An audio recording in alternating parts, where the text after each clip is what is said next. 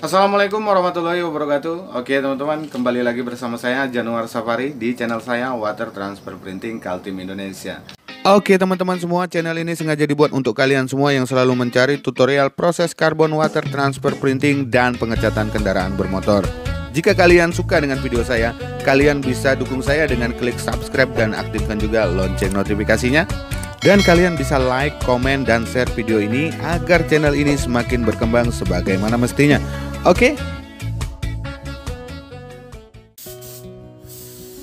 Oke teman-teman semua, jadi kita langsung ke proses pencelupan. Jadi garapan saya kali ini adalah motor Vario yang all new 150 cc kalau nggak salah ya. Ya, kayaknya Vario kan cuma cc-nya 150 cc saja kan. Nggak ada yang lebih. Oke teman-teman, jadi kalau teman-teman nanti punya garapan yang sama dengan saya, jadi teman-teman bisa lihat di video ini, atau ini bisa dijadikan patokan, ya terserah mau diapain. Dan semoga juga video ini bermanfaat. Oke teman-teman, kita lihat ini barangnya. Kalau nggak salah ini sambungan bak CVT yang letaknya itu di bak CVT-nya sendiri tapi di bagian depan. Jadi teman-teman tinggal tiru saja cara pencelupannya. Maka yang dihasilkan ini garisnya seperti ini, ya lumayan rapi lah. Nah dari proses pencelupan itu, yang awal saya masukkan itu saya ulang kembali. Itu biasanya bagian yang terlihat kalau itu dipasang di motornya. Jadi bagian yang terlihat itu kita masukkan terlebih dahulu agar nanti hasil visual yang didapatkan bisa terlihat lumayan bagus. Nah untuk batok kepalanya ini teman-teman bisa lihat di sini. Saya tidak majukan, saya tidak mundurkan. Jadi karena dia sudah dapat sudut kemiringan, jadi saya cuma tekan dia ke bawah secara konsisten. Maka garis yang dihasilkan seperti ini. Jadi nggak perlu ngambil proses celupnya itu dari samping terus miring atau samping sebelahnya. Saya cuma ngambil dari tengah saja.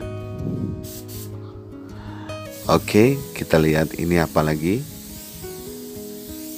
Nah, di sini untuk penyemprotan aktivatornya saya terlihat seperti terburu-buru. Pergerakan dari sudut ke sudut itu saya percepat. Kenapa? Karena filmnya ini terlalu tipis. Terus jarak semprotnya itu saya bikin lebih dekat lagi. Jadi jarak saya nyemprot antara spray gun dengan film itu menjadi lebih dekat. Nah kalau kita gunakan gerakan yang slow saat kita melakukan penyemprotan, maka film yang terbilang tipis ini akan mudah rusak. Jadi di sini saya lakukan perpindahan dari sudut ke sudut itu dengan cepat. Tujuannya untuk apa? Karena tujuannya untuk menghindari film karbon WTP itu hancur karena terkena angin akibat saya melakukan penyemprotan yang lebih dekat. Jadi untuk menghindari film karbonnya itu menjadi hancur, maka percepatlah perpindahannya dari sudut ke sudut. Untuk settingan setting anginnya masih sama seperti yang kemarin-kemarin juga.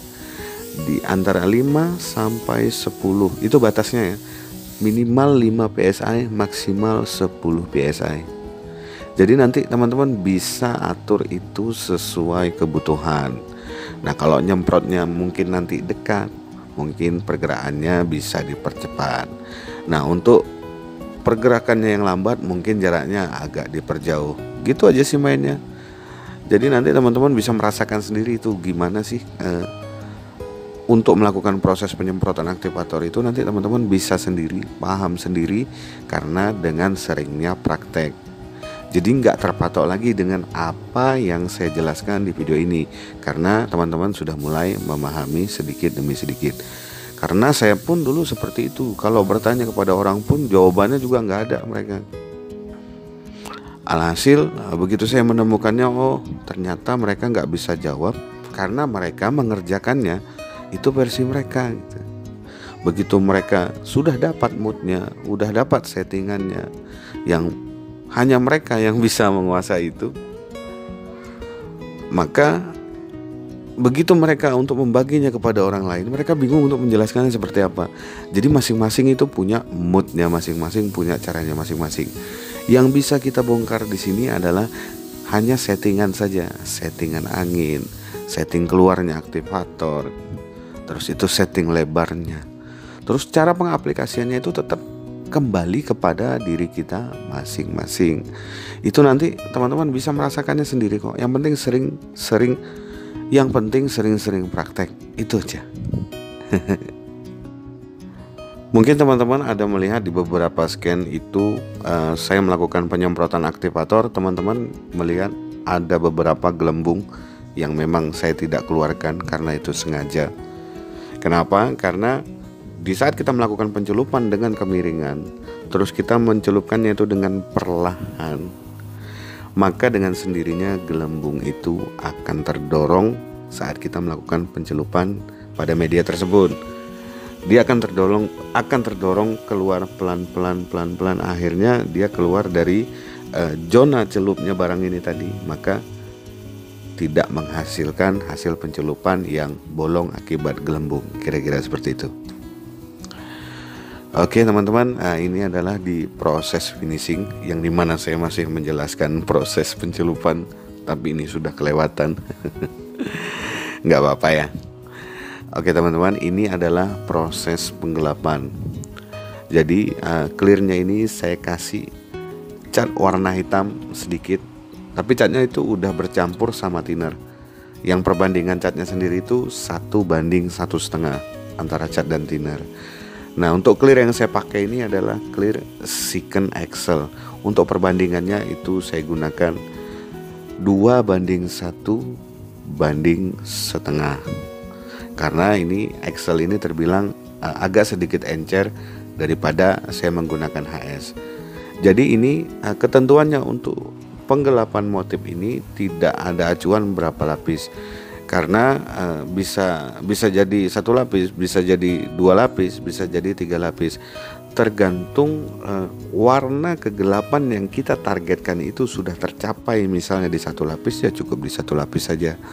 Kalau misalnya dia harus tercapai di lapis kedua, ya mungkin hanya 2 lapis saja, bahkan bisa jadi 3 lapis. Untuk pengaplikasiannya itu tipis-tipis, langsung mengkilat, sama seperti saya kayak nge-clear pada umumnya. Oke teman-teman, sekarang kita masuk di proses pengekliran yang lapis kedua atau final ini ya. Karena di bagian yang saya melakukan proses penggelapan pada media ini tadi, itu saya jedakan selama 30 menit karena saya melakukan prosesnya ini di malam hari. Jadi saya jedakan dulu 30 menit baru saya langsung ke proses pengekliran selanjutnya. Jadi teman-teman, di lapis kedua ini mixingnya itu antara clearnya ini masih sama seperti yang pertama, itu 2:1,5. Jadi nggak ada perbedaan kalau saya gunain second. Jadi untuk lapis pertama dengan lapis kedua itu mixnya sama. Untuk pengaplikasiannya di sini sama saja, tipis-tipis juga saya melapiskannya dan langsung mengkilat juga. Tapi ini kan di lapis kedua, otomatis walaupun tipis-tipis, glossnya itu sangat mudah sekali kita dapatkan. Jadi kira-kira seperti itu. Oke teman-teman semua, jadi hasilnya seperti ini. Jadi ini di sore harinya ya saya keluarkan barangnya dari pengekliran yang tadi malam. Jadi saya keluarkan di sore hari besoknya. Jadi kira-kira hasilnya seperti ini ya. Mudah-mudahan yang punya barangnya ini senang melihat hasilnya. Jadi saya tidak bisa berpenilaian di sini. Yang bisa menilai itu adalah orang yang punya barang. Ya kalau menurut dia ini bagus, ya alhamdulillah saya juga ikut senang, ya kan. Seandainya ini membuat dia gimana gitu kan, artinya itu adalah pelajaran baru buat saya untuk menjadi yang lebih baik lagi. Oke teman-teman, video saya cukup sampai di sini dulu. Sampai jumpa di video selanjutnya. Jangan lupa yang belum gabung ya bisa langsung gabung, caranya gampang, tinggal klik subscribe doang sama loncengnya biar nggak ketinggalan informasi. Oke ya, sampai jumpa. Assalamualaikum warahmatullahi wabarakatuh.